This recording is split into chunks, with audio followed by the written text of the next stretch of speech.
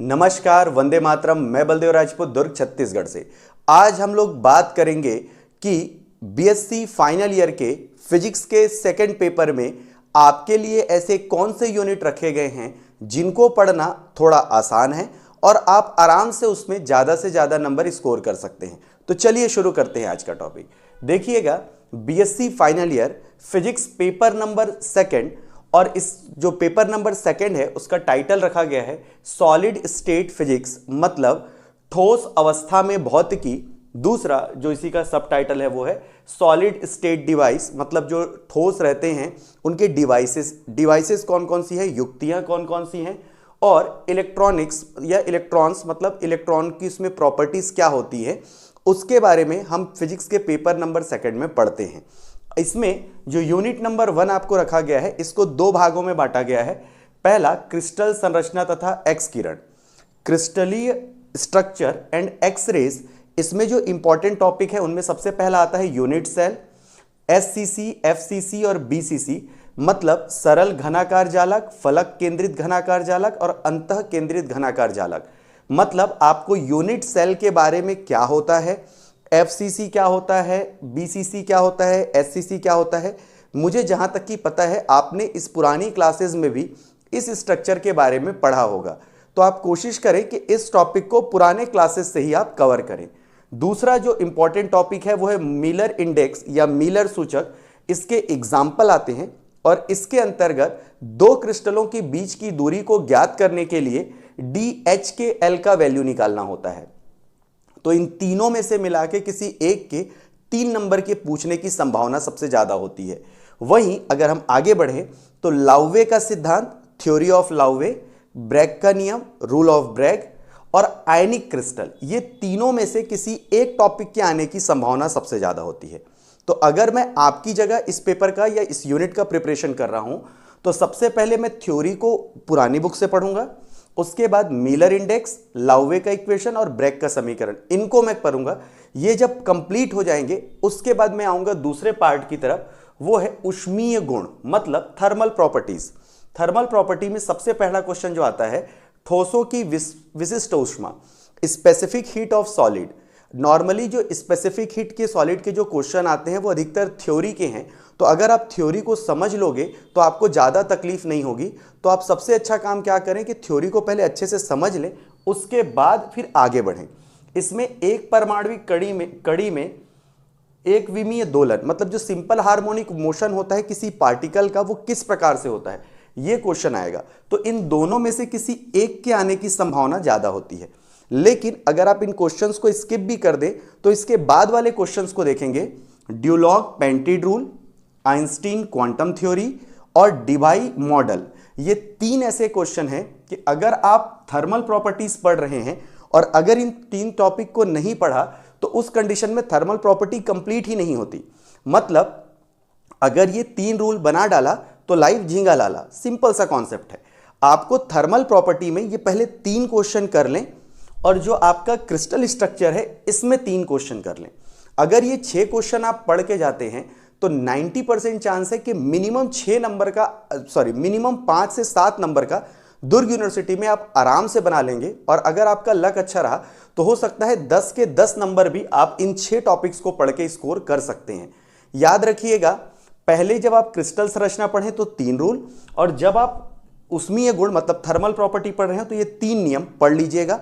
मतलब पहले वाले जो टॉपिक हैं पहले यूनिट के, दूसरा, तीसरा और चौथा, और अगर मैं चलूँ थर्मल प्रॉपर्टी में तो तीसरा, चौथा और पांचवा, ये तीन जो है उनको आप अच्छे से कर लें, जिससे कि आपका ये यूनिट लगभग सॉलिड हो जाएगा।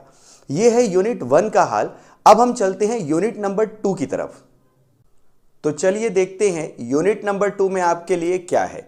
याद रखिएगा, यूनिट नंबर जो 2 है वो भी 2 चैप्टर से मिलकर बना है।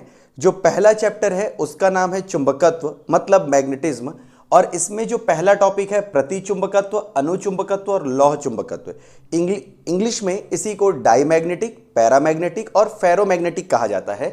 ये बहुत ज़्यादा थ्योरी वाले क्वेश्चन हैं, इनको आप अपने पुराने बुक से भी ये पढ़ सकते हैं जो आपने 11th-12th पे यूज़ किया होगा। इसके बाद प्रतिचुंबकत्व के लिए लेंजविन सिद्धांत, मतलब डाईमैग्नेटिक जो सब्सटेंस होता है उसके लिए लेंजविन थ्योरी। दूसरा अनुचुंबकत्व का लैंजविन सिद्धांत, मतलब पैरामैग्नेटिक सब्सटेंस के लिए लैंजविन थ्योरी, और इसी के साथ क्यूरी वाइस का नियम, क्यूरी वाइस लॉ। इन तीनों में से किसी एक के आने की संभावना सबसे ज्यादा होती है। कई बार 2 क्वेश्चन इसी से पूछा जाता है।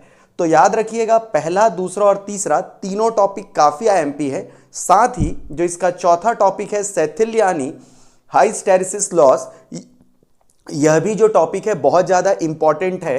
तो अगर मैं चुंबकत्व की बात करूं तो इससे मिनिमम 5 नंबर के आने की पॉसिबिलिटीज होती है, मिनिमम 5 नंबर। कई बार इसी चैप्टर से 10 मार्क्स का भी आ जाता है।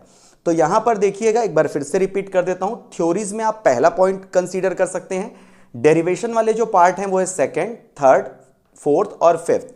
तो अगर आप ये चैप्टर अगर आप अच्छे से कर लेते हैं मैग्नेटिज्म वाला, तो भी आप मिनिमम 5 नंबर जो है वो इस यूनिट में स्कोर कर सकते हैं।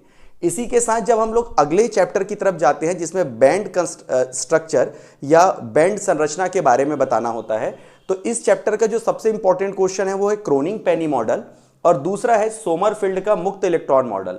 मतलब क्रोनिंग पेनी मॉडल आप पहले पढ़ लें, उसके बाद सोमरफेल्ड का जो इलेक्ट्रॉन का जो कॉन्सेप्ट है उसे आप थ्योरी के फॉर्म में है ये, तो थ्योरी को अगर आप अच्छे से पढ़ लेते हैं तो लगभग ये आपका कवर हो जाता है। उसके बाद एक विमीय बॉक्स में बंद इलेक्ट्रॉन, मतलब अगर कोई एक 1 डायमेंशनल बॉक्स है उसमें इलेक्ट्रॉन कैसे बिहेव करता है, फर्मी एनर्जी कैसे होती है, डेंसिटी ऑफ इलेक्ट्रॉन कितना होना चाहिए, इसमें अलग अलग पोजीशंस पे बताए गए हैं। इसकी विशेष परिस्थितियां मतलब स्पेशल केसेस हैं। तो यहां पर अगर आप मैं बात करें तो ये 3 टॉपिक में 2 टॉपिक थ्योरी है और ये जो थर्ड टॉपिक है वो डेरिवेशन है। वहीं अगर मान के चलिए पहले चैप्टर की बात करूं तो topic number second, third, fourth और फिफ्थ डेरिवेशन है, जबकि पहला टॉपिक जो है वो थ्योरी है। तो अगर आपको इसको प्रिपेयर करना हो तो सेकंड नंबर से लेके फिफ्थ नंबर तक पहले अच्छे से पढ़ें क्योंकि ये डेरिवेटिव पार्ट है। उसके बाद सेकंड जो चैप्टर है उसका थर्ड पॉइंट अच्छे से पढ़ लें, और जब ये दोनों कंप्लीट हो जाए तो थ्योरी को एक बार समझ लें, ताकि अगर उससे रिलेटेड कोई क्वेश्चन आपको दिया जाता है एग्जाम में तो आप उसे आसानी से बना सकें। अब चलते हैं हम यूनिट नंबर 3 की तरफ। तो चलिए देखते हैं कि इस पेपर के सबसे बड़े यूनिट मतलब यूनिट नंबर 3 में आपके लिए क्या क्या रखा गया है। इसमें देखिएगा, इसमें 2, 3, 4 चैप्टर मिलके बनते हैं, बट अपन 3 चैप्टर में उसको कन्वर्ट कर देंगे। तो देखिएगा, सबसे पहला जो चैप्टर है वो है अर्धचालक मतलब सेमीकंडक्टर। इसमें जो क्वेश्चंस पूछे जाते हैं वो है आपके शुद्ध या आंतर अर्धचालक मतलब प्योर सेमीकंडक्टर, और अशुद्ध या अशुद्ध अर्धचालक जिसे डोपिंग सेमीकंडक्टर भी कहा जाता है। अब जब आप सेकंड वाले के अंतर्गत आओगे तो इसमें 2 प्रकार के सेमीकंडक्टर मिलेंगे आपको। एक होगा एन टाइप का सेमीकंडक्टर, दूसरा होगा पी टाइप का सेमीकंडक्टर। तो याद रखिएगा, पॉइंट नंबर 1 और पॉइंट नंबर 2 इन दोनों में से किसी एक क्वेश्चन के आने की पॉसिबिलिटीज होती हैं। इसके बाद आते हैं तो आता है हॉल इफेक्ट। तो अगर मैं चैप्टर नंबर सेमीकंडक्टर नाम के जो चैप्टर है अगर उसकी बात करूं तो इसमें बेसिकली 3 टॉपिक कहने का है, लेकिन 3 के अलावा ये 2 जो इनके प्रकार हैं वो भी काफी बड़े हैं। और अगर मैं गलती ना कर रहा हूं तो ये 12th में भी इससे मिलता जुलता टॉपिक आपको मिल जाएगा। तो अगर आप जो 12th के टॉपिक है उनको 12th से कवर कर लें, और नहीं है तो आपको क्यूबी या फिर नवबोध की बुक में हो गया, या राम प्रसाद एंड सन्स की बुक हो गया, या फिर जो आपकी यूनिफाइड की बुक आती है आरपी गोयल सर की, उसमें ये टॉपिक आपको आराम से मिल जाएंगे। अब जो अगला चैप्टर है उसका है नाम अर्धचालक युक्तियां मतलब सेमीकंडक्टर डिवाइसेस। अब सेमीकंडक्टर डिवाइसेस में जो क्वेश्चन सबसे ज्यादा पूछे जाते हैं वो है अभिनति पीएन संधि, पीएन जंक्शन, दूसरा है पीएन संधि diode, PN junction diode, PN संधि डायोड का समीकरण, पीएन जंक्शन डायोड का इक्वेशन। उसके बाद अगर आप आगे बढ़े तो Zener diode, tunnel diode, LED. तो इनमें से ये 3 में से किसी एक के आने की पॉसिबिलिटी होती है, वहीं इन तीनों में से किसी एक के आने की संभावना सबसे ज्यादा होती है। और अगर आप इन सब को ध्यान दें, अगर इन 6 टॉपिक्स को, तो यहां पे मैं टॉपिक नंबर 5 तक आपको लगभग एक जैसा मिलेगा। तो अगर आपने किसी एक की थ्योरी अच्छे से पढ़ी हुई है तो दूसरे की थ्योरी को जो है वो आप मिलता जुलता लिखेंगे तो भी आपको मार्क्स मिलते हैं। एलईडी का कॉन्सेप्ट थोड़ा नया है, इसके लिए आपको अलग से जो याद करना पड़ेगा। इसके बाद फिर आते हैं हम लोग, अगला जो टॉपिक है वो है आपका ट्रांजिस्टर। ट्रांजिस्टर 2 टाइप के होते हैं, एक होता है पीएनपी, दूसरा होता है एनपीएन, और एक होता है आपका सोलर पैनल। तो जो टॉपिक नंबर 6 से 8 तक अगर मैं मानूं अगर मैं बात करूं कौन सा, टॉपिक नंबर 1, 2, 3, 4, 5 इनमें से एक क्वेश्चन पक्का आएगा। उसके बाद टॉपिक नंबर 6 मतलब एलईडी, टॉपिक नंबर 7 मतलब पीएनपी और एनपीएन के बारे में, और सोलर सेल, इनमें से किसी एक के आने की पॉसिबिलिटी सबसे ज्यादा होती है। तो सबसे पहले आप ये जो थ्योरीज हैं पहले से लेके 5th तक, इसको पहले आप अच्छे से पढ़ लें। जब ये आपका कंप्लीट हो जाए उसके बाद इन टॉपिक्स को पढ़ें, क्योंकि दोनों सेपरेट टॉपिक हैं, तो आपको बहुत अच्छे से ये कॉन्सेप्ट क्लियर होगा। अब देखते हैं ट्रांजिस्टर का। ट्रांजिस्टर के 3 टाइप के होते हैं, सीबी, सीई और सीसी। मतलब अगर एक में कॉमन बेस रहेगा, एक में कॉमन इमीटर रहेगा और एक में कॉमन कलेक्टर रहेगा, तो ये 3 में से किसी एक के पूछे जाने की संभावना होती है। इसी चैप्टर में आपको एच पैरामीटर का भी क्वेश्चन मिलेगा। तो एच पैरामीटर का क्वेश्चन थ्योरी बस पढ़ें, इसका डेरिवेशन ना करें तो ज्यादा अच्छा है। इसके बाद एफईटी क्षेत्र प्रभाव ट्रांजिस्टर आता है, और इसके 2 टाइप होते हैं, जेएफईटी और मॉसफेट। तो इन दोनों में से आप इनकी सिर्फ थ्योरी, एक्सप्लेनेशन और एडवांटेज और ड्रॉबैक ये बस पढ़ लें, इतना काफी है।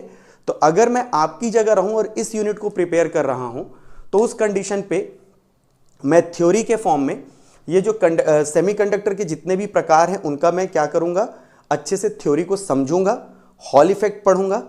पहले से 5वें तक के जो टॉपिक हैं जो सेमीकंडक्टर डिवाइसेस में, इनमें मैं ये समझने का प्रयास करूंगा कि ऐसे कौन से टॉपिक हैं जो सब में सेम हैं, और उन टॉपिक्स को अच्छे से याद कर लूंगा, ताकि अगर मान के चलिए इनमें से कोई भी एक टॉपिक आता है तो मैं उससे मिलता जुलता लिख के अच्छा मार्क्स इकट्ठा कर सकूं। वहीं टॉपिक नंबर 6 से लेके टॉपिक नंबर 8 तक की अगर मैं बात करूं, तो ये भी पूरी तरह से थ्योरी है। थ्योरी में आप बहुत ज़्यादा एफर्ट ना लगा के आप सिर्फ ये समझने में एफर्ट लगाएं कि उस थ्योरी में ऐसा क्या लिखा है जिसको आप ओन वर्ड्स में एक्सप्लेन कर सकते हैं। अगर आप ऐसा कर पाते हैं तो थ्योरी में मिनिमम इनपुट में आपको मैक्सिमम मार्क्स मिल जाएंगे।